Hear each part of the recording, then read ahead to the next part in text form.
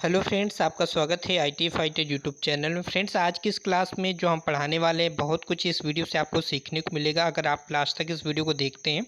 और यहाँ पर ये क्लास किस एग्ज़ाम के लिए इम्पोर्टेंट है, तो ये AITT एग्ज़ाम जो स्टूडेंट देने जा रहे हैं, अभी आपका सितंबर में एग्ज़ाम होगा। और जो स्टूडेंट CITES का एग्ज़ाम देने जा रहे हैं, ये दोनों स्टूडेंट्स के लिए जो तैयारी कर रहे हैं तो उनके लिए इम्पोर्टेंट है। और यहाँ पर ये भी हम बता दें कि ये पिछली क्लास जो हुई थी आपकी लगभग 8 महीने पहले, वहाँ तक हमने 90 क्वेश्चन कंप्लीट करा दिए थे। आप प्ले लिस्ट में जाकर देख सकते हैं, ITT के नाम से है। तो इसके आगे हम आज कंटिन्यू करेंगे, तो बिना देरी के और अच्छे से हर एक चीज़ को समझेंगे और सीखेंगे। ठीक है, तो यहाँ पर स्टार्ट करते हैं बिना देरी के। अगर आपको वीडियो पसंद आए तो लास्ट में वीडियो को लाइक कर दीजिएगा। चैनल में नए हैं तो चैनल को सब्सक्राइब जरूर कीजिएगा। ठीक है, चलिए स्टार्ट करते हैं। तो फर्स्ट क्वेश्चन है, क्वेश्चन नंबर 51 में हमसे क्या पूछा गया, इस वॉइस का नाम बताना। तो इस वॉइस का नाम क्या है, तो यहाँ पर जो भी 4 ऑप्शन दिए गए होंगे हम उसको डिटेल में भी जानेंगे। तो यहाँ पर वॉइस का नाम पूछा गया और 4 ऑप्शन ये है। ठीक, तो ऑप्शन है hand voice, bench voice, tool maker voice, quick release bench voice. तो क्या होगा, ये कौन सी वॉइस है, तो आप ध्यान से देखेंगे तो इसमें क्विक रिलीज क्या लगा हुआ है, इसमें क्विक रिलीज लीवर लगा हुआ है। इसे क्या बोलते हैं, क्विक रिलीज लीवर। तो इसका क्या नाम है, इसको बोलते हैं क्विक रिलीज बेंच वॉइस या क्विक रिलीज वॉइस बोलते हैं। ठीक है, तो आंसर क्या होगा, डी ऑप्शन होगा। इन चारों ऑप्शन के बारे में डिटेल में थोड़ा थोड़ा जान लेंगे कि क्या क्या इंपॉर्टेंट इस एग्जाम से पूछा जाता है। हैंड वाइस की बात करें, हैंड वाइस क्या है, हैंड वाइस से हम छोटे छोटे पार्टों को पकड़ते हैं, जैसे रिवेट है, स्क्रू है या फिर की है, उसको पकड़ने के लिए करते हैं। हैंड वाइस से इंपॉर्टेंट की क्या है, नंबर 1 की है कि इसकी जा की जो चौड़ाई होती है वो 40 से 44 mm होती है। तो नोट कर लीजिएगा, इसके जो की चौड़ाई होती है, की के नहीं, इसकी हैंड वाइस के जो जबड़े होते हैं, जो जा होते हैं, उसकी चौड़ाई होती है 40 से 44। ठीक, नोट कर लिया होगा। दूसरा पॉइंट है, इसकी जो हैंडवाइस की जो अगर लंबाई आपसे पूछा जाए तो लंबाई होती है 125 mm से 150 mm तक इसकी लंबाई होती है, हैंडवाइस की हो गया। नेक्स्ट पॉइंट की बात करें, बेंच वॉइस अगर आपसे पूछा जाए, बेंच वॉइस कितनी होती है, तो इसकी लगभग 175 से 150। ठीक है, 75 से 150 mm होता है इसके बेंच वॉइस की। सामान्यतः जो बेंच वॉइस की जबड़े की जो चौड़ाई होती है वो 75 से 150 mm होती है। हम क्यों बता रहे हैं, क्योंकि बेंच वॉइस का जो साइज लिया जाता कहाँ थे, जा की चौड़ाई से लिया जाता है। जा की चौड़ाई सामान्यतः कितनी होती है, 75 से 150 mm होती है। किस में होती है फ्रेंड्स, mm में होती है, याद रखना है। नेक्स्ट पॉइंट है tool maker voice. Tool maker voice का प्रयोग कहाँ करते हैं, जहाँ पर इसमें एक खास बात है कि टूल मेकर वॉइस जो होती है, ये इसके जो जबड़े होते हैं इसमें कोई भी दांत नहीं कटे होते। तो ध्यान रखिए किस वॉइस में एक भी दांतें नहीं कटी होती, तो वो हमारी टूल मेकर वॉइस होती है जिसमें एक भी दांतें नहीं कटे होते हैं। इस वजह से टूल मेकर वॉइस का प्रयोग कहाँ करते हैं, हम फिनिश पार्टों को पकड़ने के लिए। कोई हमारा फिनिश जॉब है उसको हमें पकड़ना है और पकड़ करके उसमें हमें ड्रिलिंग करना है, फाइलिंग करना है, तो वहाँ पर हम टूल मेकर वॉइस का प्रयोग करते हैं। तो इसको हम क्या कह सकते हैं, हम ये कह सकते हैं कि फिनिश जॉब को पकड़ने के लिए या फिनिश जॉब की मशीनिंग करने के लिए हम टूल मेकर वॉइस का प्रयोग करते हैं। ठीक है, तो ये इंपॉर्टेंट पॉइंट है। क्वेश्चन नंबर 92 की अगर हम बात करें, इनमें क्या पूछा गया, ये फाइल आपको दी गई और फाइल में एक इंगित किया गया है कि इसको क्या कहते हैं। देखिए, जो AITT एग्जाम की तैयारी कर रहे हैं वो फिगर वाले क्वेश्चन को बिल्कुल रट लें। कोई भी फिगर क्वेश्चन आपसे गलत नहीं होना चाहिए, क्योंकि 50 में 50 क्वेश्चन आएंगे और टोटल वहाँ पर 25 से 30 क्वेश्चन आपको फिगर वाले क्वेश्चन को देखने को मिलेंगे AITT एग्जाम में। ठीक है, तो इसको क्या नाम बोलते हैं, 4 ऑप्शन है, 4 ऑप्शन को देखना है, tip, heel, tang, safe edge. तो क्या बोलते हैं इसको, सेफ एज बोलते हैं। ठीक है, तो एक क्वेश्चन और आता है कि फाइल में कौन सा भाग हार्ड और टेम्पर नहीं किया जाता, तो ये टैंग, ये जो हैंडल के अंदर वाला जो भाग होता है उसे टैंग कहते हैं। और इस भाग को हार्ड और टेम्पर नहीं करते हैं, क्योंकि इसमें हम हैमर से चोट लगाते हैं जब हमें हैंडल फिट करना होता है। इस भाग को हम हील बोलते हैं, इसे हम शोल्डर बोलते हैं, है ना, ये सब आपको पता ही है। ये हमारा फेस होता है। ठीक है, चलिए नेक्स्ट क्वेश्चन देख लेते हैं। Next question, question number 93। यहाँ पर क्या ना क्वेश्चन पूछा गया, इस ऑपरेशन का क्या नाम है। तो यहाँ पर एक फिगर दिखाया गया और ऑपरेशन का नाम पूछा जा रहा है। फिगर को अच्छे से देख लीजिए और इसके बाद ऑप्शन देख लीजिए। ऑप्शन क्या है, इसको हम छोटा सा कर देते हैं, अगर आपको आसानी से दिख रहा होगा। आप मार्किंग लाइन 90 डिग्री पर हमें लाइन कर रहे हैं, क्या कर रहे हैं। सेकेंड ऑप्शन है फ्लैटनेस चेक कर रहे हैं, स्क्वायरनेस चेक कर रहे हैं। और फोर्थ ऑप्शन है setting work piece and at right angle. क्या होगा राइट आंसर, तो ये आप आसानी से फिगर को देख पा रहे होंगे। एक फ्लैट सरफेस है, फ्लैट सरफेस में हम क्या कर रहे हैं, ये हम चेक कर रहे हैं, फ्लैटनेस चेक कर रहे हैं। क्या चेक कर रहे हैं, हम फ्लैटनेस चेक कर रहे हैं। तो क्या होगा इसका आंसर, चेक फ्लैटनेस, हम फ्लैटनेस चेक कर रहे हैं, स्क्वायरनेस की जांच नहीं कर रहे। अगर हम इस तरफ से जांच कर रहे होते तो हम स्क्वायरनेस की जांच कर रहे होते। ठीक है, चलिए नेक्स्ट क्वेश्चन देख लेते हैं। नेक्स्ट क्वेश्चन हम देख लेते हैं, क्वेश्चन नंबर 94 की बात करें। Which marking media is applied to rough forging and casting, मतलब रफ कार्यों के लिए हम कौन सा प्रयोग करते हैं, या फिर हिंदी पढ़ लेते हैं, कौन सी मार्किंग मीडिया को रफ फॉर्जिंग अथवा कास्टिंग पर प्रयोग किया जाता है। तो ऑप्शन आप देख ही पा रहे होंगे, व्हाइट वॉश आपने लगा दिया होगा, तो राइट आंसर है व्हाइट वॉश। इसके आगे जो 3 ऑप्शन है उसको भी हम क्लियर कर देते हैं। तो 3 ऑप्शन क्या है इसके, प्रिशियन ब्लू है, कॉपर सल्फेट है, सेल्यूलिक है। तो देखिए रफ कार्यों के लिए हम व्हाइट वॉश का प्रयोग करते हैं ना, या कास्टिंग जॉबों पर करते हैं। अगर हम प्रिशियन ब्लू को बात करें, प्रिशियन ब्लू का प्रयोग कहाँ करते हैं, मशीन की गई सतह पर करते हैं। और ये सबसे इंपॉर्टेंट क्वेश्चन प्रिशियन ब्लू से ये पूछा जाता है कि कौन सा मार्किंग मीडिया है जो सबसे देर में सूखता है। तो सबसे देर में हमारा मार्किंग मीडिया है वो प्रिशियन ब्लू सूखता है। और सबसे जल्दी हमारा मार्किंग मीडिया कौन सा है जो जल्दी सूखता है, सबसे जल्दी हमारा मार्किंग मीडिया सेल्यूलोइड सूखता है।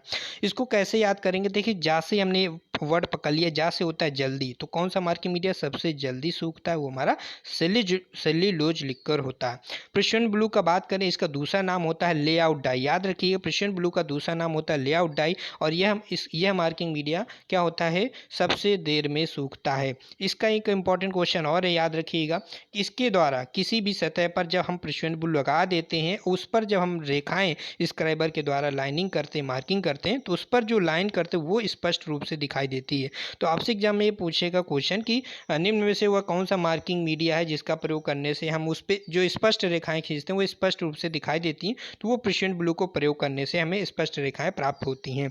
नेक्स्ट क्वेश्चन बात करें, 95 क्वेश्चन में हमसे क्या पूछा गया है, which is use to finish the resharp divider point. Divider जो पॉइंट है उसको हमने क्या है, रीशार्प कर दिया है, मतलब कि हमने उसका ग्राइंड कर दिया है, अब उसको फिनिश करना है। ठीक है, कोई हमारा डिवाइडर उसका पॉइंट खराब हो गया था तो हमने उसको ग्राइंडर के द्वारा हमने रीशार्प कर दिया या ऑयल स्टोन के माध्यम से कर दिया, तो हमें उसको क्या करना है, हमें फिनिश करना है। तो हम किसका प्रयोग करेंगे, तो ठीक है, तो वहाँ पर हम फाइल का प्रयोग करेंगे। राइट आंसर हमारा ए ऑप्शन हो जाएगा।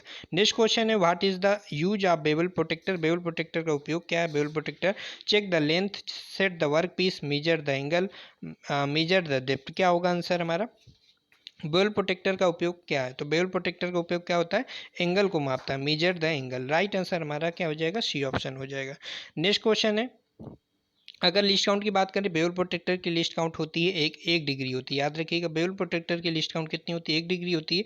अगर आपसे पूछा जाए 1 ईयर बेवल प्रोटेक्टर की लिस्ट काउंट कितनी होती है, 5 मिनट होती है। नेक्स्ट क्वेश्चन है, दिखाई गई फाइल का नाम बताना है। ठीक है, दिखाई गई फाइल का नाम बताना है। तो यहाँ पर 4 ऑप्शन है, तो हम लोग ने क्वेश्चन सही कर रहे हैं ना, इधर 94 होगा, इधर 97 नंबर है। ठीक है, तो ये फिगर दिया गया है और आपको बताने कौन सी फाइल है, referral file, tinker file, barrett file, crossing file.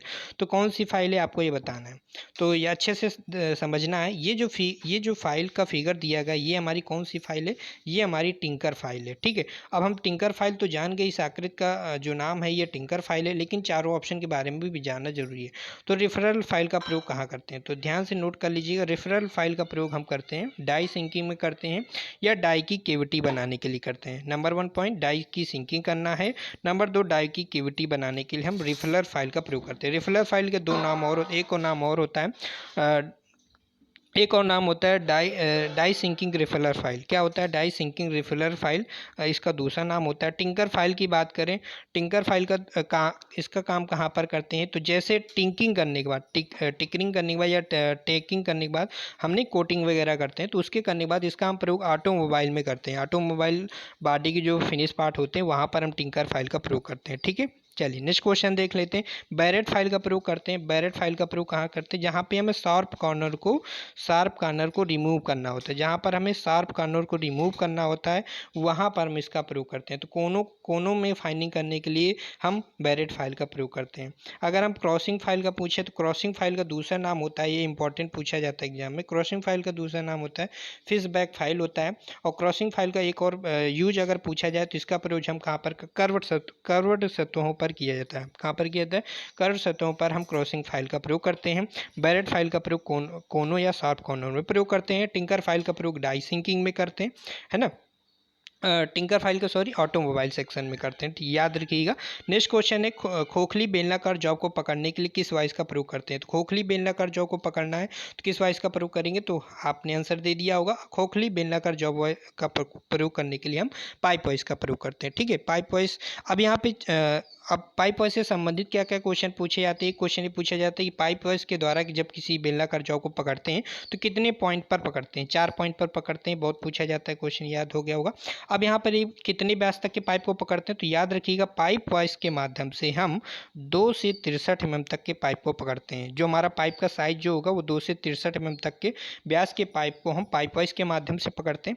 अगर पूछा जाए चेन पाइप वॉइस, सुनिएगा, चेन पाइप वॉइस की मदद से हम कितने साइज तक के पाइप को पकड़ते हैं, तो 63 mm से, नोट कर लीजिएगा, 63 mm से 200 mm तक के व्यास तक के पाइपों को पकड़ने के लिए करते हैं। अगर आपसे पूछा, ये हमने क्या बताया, पाइपों को पकड़ने के लिए बताया। अगर आप पाइप को खोलना है, कोई हमारा पाइप है, पाइप फिटिंग चैप्टर में जब आप पढ़ते हो पाइप रेंच पकड़ते हो, तो पाइप रेंच का काम क्या होता है, पाइप को खोलने के लिए। तो पाइप रेंच हम कितने साइज तक के पकड़ते हैं, तो पाइप रेंच से हम 15 से 50 mm, नोट कर लीजिएगा, 15 mm से 50 mm तक के साइज, 15 mm से 50 mm तक के पाइप के साइज को हम पाइप रेंच के माध्यम से खोलते हैं। तो पाइप रेंच के माध्यम से कितने साइज तक के पाइप को खोलते हैं, 15 से 50 mm तक के पाइप को रेंच को खोलते हैं। ठीक है, अब पाइप रेंच हमने बोला, तो अगर हम उसमें चेन जोड़ देंगे तो क्या हो जाएगा, chain pipe wrench. Chain pipe wrench जब हम आगे चेन जोड़ देते हैं तो उससे हमारी जो कैपेसिटी है वो बढ़ जाती है। तो चेन पाइप रेंच के माध्यम से हम 50 mm से 150 mm तक के पाइप के साइज को खोलते हैं।